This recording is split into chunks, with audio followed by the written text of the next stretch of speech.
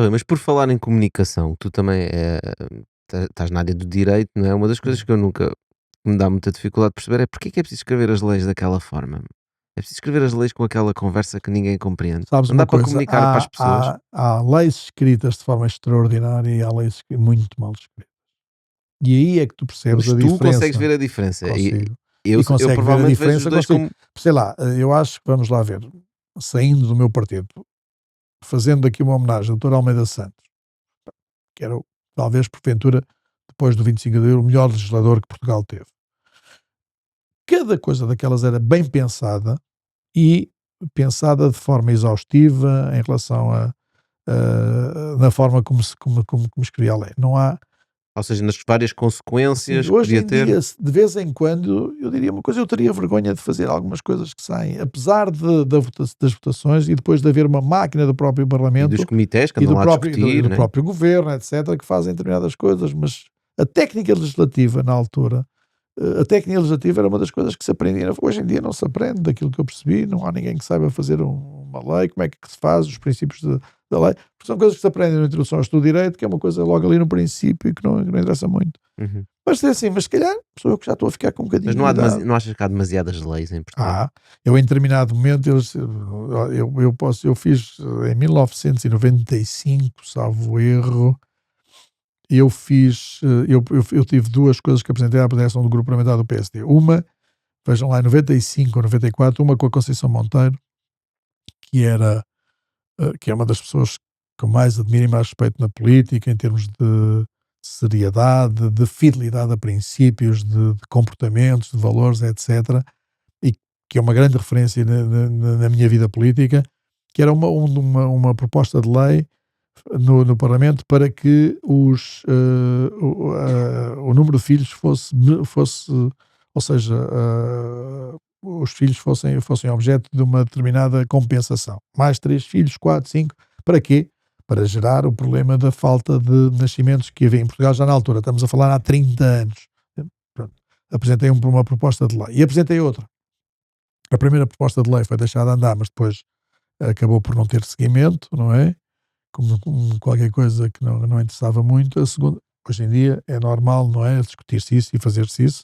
O Bloco de Esquerda até agora propõe uma herança social, não é? De 5.000 euros a cobrar quando tiver 18 anos. Recebe no nascimento e pode utilizar com 18 anos. Pago pelo Estado. Pago pelo Estado. Porquê que a maior parte, antes de dizer isso, porque a maior parte das leis, É tudo pago pelo Estado. sim, sim, a maior parte das leis, Não qual é a posso ser eu, porque eu não percentagem de posso fazer uma leis, lei e dizer eu pago porque eu não tenho dinheiro para sim, isso. sim, qual é a percentagem de leis que não chegam à luz do Há dia e que são muitas, trabalhadas? muitas, Isso é que muitas, 80% das muitas. leis que são Se calhar trabalhadas na mais do que Assembleia isso, não sim, chegam à mais luz do do que dia? isso. Mais que isso? Sim, se calhar muita proposta de lei que depois não vê, depois fica para lá, depois são renovadas, etc. Muita proposta. Ok. Então há Mas a montes de. outra proposta tinha a ver com isso, que era a obrigação de 10 em 10 anos, ou seja, primeiro, aquilo que hoje em dia já é muito feito, que é a saída de uma lei que altera outra qualquer anterior, a obrigação de publicar o texto todo seguido, porque senão eu sou obrigado a ver em 10 leis, Exato. o decreto-lei X altera o parágrafo B da linha B do número 1, do número do artigo 3º, de não sei quantos, e que depois tem que jogar, então às tantas com vários decretos-leis à amostra. E depois havia aquilo que havia no meu tempo ainda, que era difícil, que era, eu cortava os bocadinhos dos decretos-leis, tirava uma fotocópia, que era uma coisa caríssima, e punha em cima da antiga versão e metia qual era o que ele tinha alterado. Mas aquilo que eu tinha feito também em 95, 94, 95, era uma proposta de lei, e essa nem sequer foi deixada a seguir. Desculpa, mas essa que estás a dizer Sim, de continua haver ativo. uma alteração final, isso já existe. Isto já Sim, foi, isso já isto foi existe aprovado. agora, sim.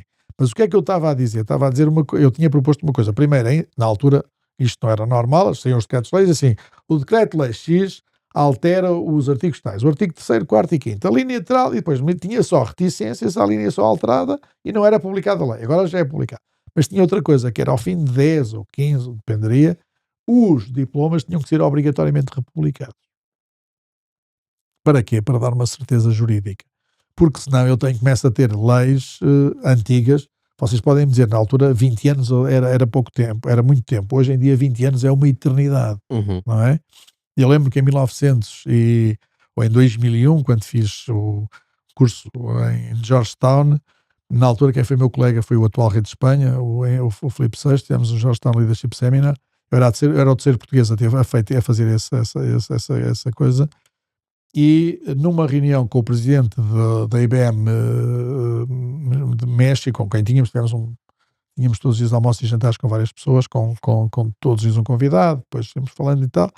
E ele, um dia qualquer, alguém que lhe disse assim uma coisa, estamos a falar em 2001, junho de 2001, e estava-lhe a perguntar, então diga uma coisa, um computador velho, e ele diz-me assim, o que é que você acha com um computador velho? E ele diz, sim, um computador com 3 anos, e diz do presidente do IBM, 3 anos, isso já é um computador muito velho. E eu disse assim, bem, isto é outra realidade. Pronto, está bem. Pois. O problema é esse, quer dizer, as pessoas vão mudando e têm outra realidade e, portanto... Se calhar nós devíamos ter um sistema em que as leis catucavam. E isto tinha a ver uma coisa que é, hoje em dia, uma lei, isto para dizer, uma lei com 20 bocado anos, isto que o Rui está a dizer. não, que obrigava o governo a alterar a lei e a republicar a lei. Pelo menos a republicar a lei. Se não republicasse, catucava. Sim, não, está bem, mas tu tens as patentes, até as patentes caducam. Até as patentes caducam. Não, e portanto a lei é uma coisa que eu ainda tenho. Bem, eu tinha o código comercial durante não sei quantos anos, o código durou 100 anos, o código de SIAB, o código civil, mas tenho o código das sociedades que deve ter na versão com as alterações, mas a versão inicial é de 1986, código das Mas sociedades. estás a ver, se nós tivéssemos um sistema qualquer desse tipo que obrigasse efetivamente, se não for retomada, se não for reconfirmada, desaparecia. Mas isso obrigava a quê? Que pelo menos é que as autoridades, ou o governo, a Assembleia, etc., tivesse que replicar a lei pelo menos como estava. Claro. E acabava tudo o resto. E era um novo decreto-lei que dizia assim, isto agora é um novo decreto-lei. O decreto-lei saiu aqui. Obrigava algum esforço, claro que sim. Obrigava a alguma confusão, sim. Obrigava, mas ainda assim valia a pena, havia mais certeza jurídica. Agora eu não posso ter regulamentos. Limpávamos coisas do passado. Coisas do passado. Eu não posso ter regulamentos eu sei que os PDMs são todos revistos, X anos, etc, mas eu vou tendo regulamentos, vou tendo posturas, vou tendo disposições municipais, sempre tudo a mudar. Portanto, o que é que isto gera? Gera incerteza do cidadão, voltando à SIGA, gerando dificuldades para vender facilidades. Sim, porque... E esse é o grande problema, não é fazer campanha a favor de uma posição de determinado partido ou isto ou aquilo, porque as pessoas é assim... mas verdadeiramente esse é o grande problema quer dizer, é a produtividade, não é? Eu acho que quando estávamos no governo a única coisa que nós dissemos na altura que o primeiro-ministro anunciava era, sim senhora, aumentos salariais sim, indexados à produtividade, que é a única maneira das pessoas ganharem mais, por uma razão muito simples. Depois a gente vai ver os índices de produtividade, assim, mas porquê é que as pessoas vão para a Alemanha e trabalham muito e em Portugal não trabalham? Mas porquê? Não é? Isto é um discurso apelativo? Não, é um discurso que geralmente é capaz de não dar votos.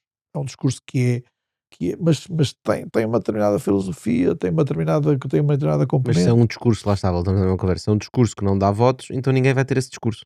Claro. Porque não há incentivo para isso. Incentivos e por isso depois. E por isso é que depois olhas para os programas dos partidos. Inócuo. Sim. Também é indiferente o que é que lá está. É indiferente o que lá está. É indiferente o que lá está. É tudo indiferente porque cada um pode fazer tudo e o seu contrário, não é? Porque tem a justificação, a justificação, há sempre uma coisa, que é a justificação, eu não sabia que estava assim, não é? É o contexto. Também vale, já agora falamos ao futebol, o futebol também é assim, não sabia, cheguei aqui, prometi que ia fazer uma equipa para a Europa, mas não sabia que tínhamos aqui umas dívidas. O país é sempre, quem lá chega, a culpa é sempre do governo anterior, não é? Sempre. Se vocês virem, a culpa é sempre do governo anterior, nós vamos fazer melhor. E passado 10 anos ainda continua a ser do governo anterior. O governo António Costa teve lá 8 anos e durante 18 anos assim, a culpa era sempre do Passos Coelho, coitado. Até das coisas que não fez, não é? Era como... E portanto... Então para que é que servem os partidos? Porque repara, para que é que servem os programas dos partidos se quando são eleitos não são é implementados? Por isso que os partidos anti-regime... Mas mesmo nas eleições não são discutidos os programas. Mas atenção, por lei eles têm que ter programa. Tem que ter programa, sim. Mas vamos lá ver uma coisa. Sim. Tens mais uma lei. É já definido. Mas não é isso, mas os partidos têm um programa indicativo, têm um programa de princípios, de valores, e depois têm um programa eleitoral com que se candidatam em relação a cada ato eleitoral. Depois vão mudando, mas vão mudando ligeiramente. A tua resposta parece-me que é porque sempre foi assim. Não, porque é a base da democracia, eu acho que isso é a base da democracia. Mas a base da democracia devia ser dizer uma coisa e fazer... Depois é por isso que há os partidos contestatários e os partidos de combate ao sistema que em determinado momento têm expressões substanciais do voto popular. E das duas, uma, depois ou aquilo que vocês dizem, mas o Chega não tem, o Chega tem programa, o Chega tem determinadas coisas. Ou, ou depois se transforma num partido de poder, e não é? E tem a exercer o Tu achas poder. que alguma vez vamos ter um primeiro-ministro que não seja do PS ou do PSD? Claro que sim. Mas tipo, eu Isso é a ainda vou mesma ver coisa que isso. perguntarem na altura, o Boa Vista ia ser campeão nacional. E que sim. O Braga vai ser campeão nacional, acho que sim, não podia qualquer. O Benfica vai continuar a ganhar 50% dos campeonatos, espero que sim, quero que sim. E Então os torcerei grandes, sempre por isso. Agora, em determinado momento, há um conjunto de circunstâncias, não é? Que vão acontecer e que levam a que. sim, mas há equipas que tu nunca vais dizer que vão ganhar a primeira liga, né? Se eu vou buscar uma equipa qualquer. Hoje em dia já não sei. Reparem uma coisa, hoje em dia, com o sistema de aquisição aliás, aquele fair play financeiro, eu dizia muitas vezes lá no Benfica, quando tive nos 6 anos e meio que tive como administrador da SAD e vice-presidente, que a mim o fair play financeiro foi mais uma maneira dos partidos tradicionais se defenderem, para impedirem que partidos dos clubes tradicionais se defenderem, para impedirem que viessem clubes e que comprassem um clube pequeno e que fossem para ali fora. Para impedir. Quase fugiu a boca para a verdade. Estavas a falar de clubes e falaste em Falei de partidos. Também é O que é mais fácil, Rui? Comentar política ou futebol? futebol. Porquê? Porque podes. Futebol tem a ver Não com tens de ter- paixão. não tem que ter uma linha Futebol de tem que raciocínio, ter né? memória e tem que ter paixão. E saber Não é? os nomes dos jogadores. Né? Saber memória um bocadinho, saber os resultados antigos e saber uma coisa. Eu passei 10 anos, 11 anos com base numa grande memória, modéstia à parte, com base numa paixão imensa pelo Benfica. Como eu dizia sempre, o futebol português, meu pai, Mas não achas que o temos meu pai não me fez sócio de Portugal nem da seleção portuguesa. O meu pai fez-me sócio do Benfica desde que eu nasci, portanto, ponto final. Sim, mas ele Eu também vi- disse para não ir para a política Não, e não, isso não mas eu fizeste não, o que o teu pai disse. sei lá, nunca me. Não, tá bem, mas meu pai disse-me outras coisas que valeram muito a pena. Olha, aliás. não achas que temos demasiados programas de documentário desportivo? Temos. Agora já não. Eles acabaram praticamente todos. Hoje os programas de documentário desportivo não têm expressão. Nós tínhamos, chegávamos a ter 300 e tal mil pessoas por coisa. Hoje em dia As é pessoas menos. veem menos, é? Acho que sim, acho que quê? está mais disseminado. Acho que vulgarizou, banalizou-se. Não será que discutem demasiado? Porquê é que não discutem mais o jogo? Hoje em dia, reparem uma coisa, hoje em dia já não é possível discutir com base na paixão o penalti de sim ou não. Hoje em dia o VAR matou a discussão dessas coisas. Ok, isso é interessante. Não é? Portanto, Não, a mas dá para discutir que tecnologia, o VAR está errado. quanto mais, tá bem, mas há poucas coisas, mas quanto mais a tecnologia vai avançando, menos. E eu digo uma coisa também, é assim, eu quando o VAR foi introduzido, eu, aliás, fiz e escrevi até umas coisas dizendo que achava que aquilo era uma coisa de introduzido vários uns meses e acabava. Isto estava enganado. E mais, eu acho que até o movimento é de que o VAR vá tomando cada vez mais conta em função da verdade desportiva. Para que não Metes lá haja. uma inteligência artificial e toma as decisões todas e deixa o seu Acaba o comentário. árbitro. Acaba o Não, árbitro. sim, mas a Já inteligência. devíamos meter um VAR na política. O VAR, isso também era verdade. O VAR na política a assobiar, em vez de ter o Presidente da Assembleia, ter o VAR que ia ver o que é que tinha acontecido. O senhor prometeu isto, o senhor está a fazer isto, o senhor não pode fazer, sai, faz favor, entra outro. Pronto, era uma questão. Mas também se tivéssemos um VAR que fosse capaz de fazer isso, ou uma inteligência artificial que fosse Era capaz de fazer isso, primeiro-ministro. não era preciso deputados.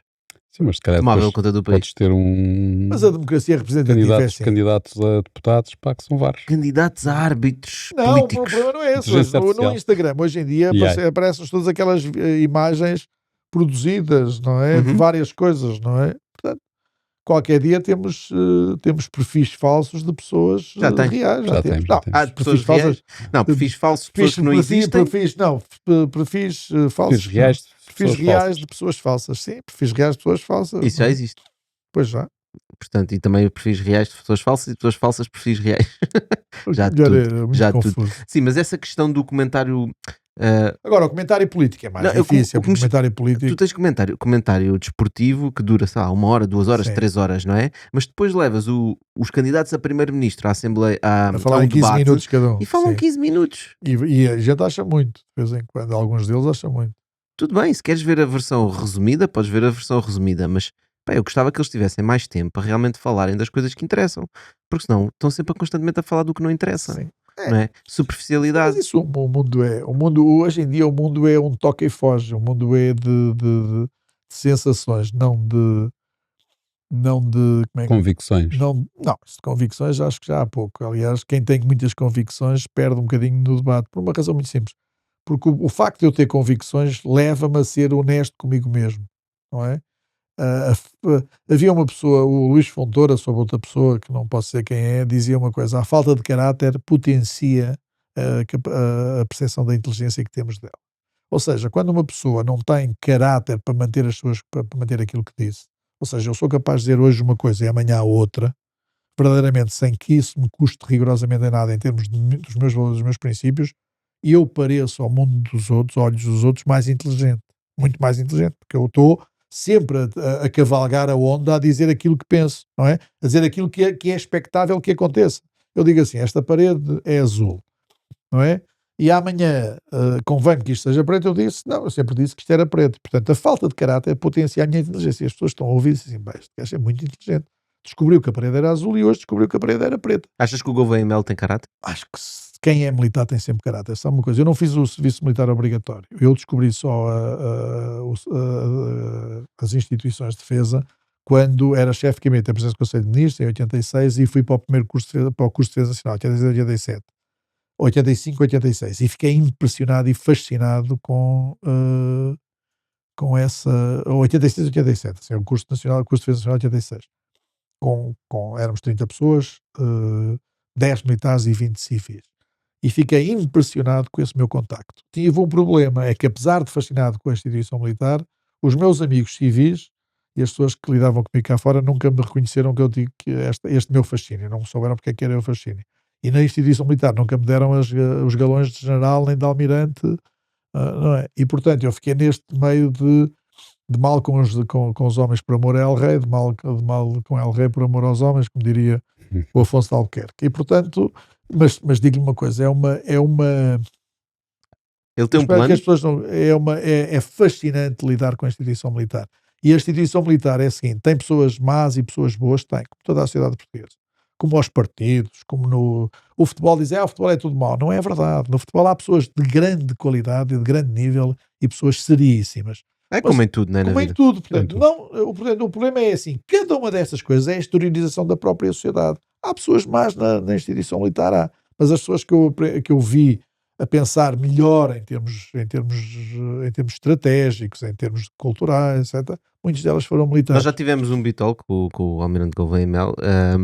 Não, isto para responder, e depois Tu achas que ele tem um plano para o país? Ou seja, acho que tem um a candidatura dele pode ajudar? Porque o papel do Presidente da Eu acho que não é a República... candidatura dele. Eu acho que, com toda a frontalidade, eu acho que sendo como é aquilo que nós conhecemos hoje, o Almirante Gouveia Mel será o próximo Presidente da República. E eu até arrisco aqui uma coisa, e aqui posso fazer uma previsão há alguns meses. Eu acho que é eleito à primeira volta, sem necessidade de segunda volta. Porque eu acho que o mundo até lá vai, se calhar, dar-lhe mais razões. Tem ali 3 ou 4 coisas que teria que corrigir. Um dia destes, o meu filho mais novo, que tem 18 anos já, dizia-me assim: pai, vais apoiar o Gouveia Mel? Vi que vais apoiar o Gouveia Mel. E disse: vou apoiar o Almirante Gouveia Mel. E disse: mas há uma coisa que eu não gosto dele. É porque ele disse que era preciso que as pessoas fossem para a tropa, e eu acho que isso, para a tropa vai quem quer e não vai quem for obrigado.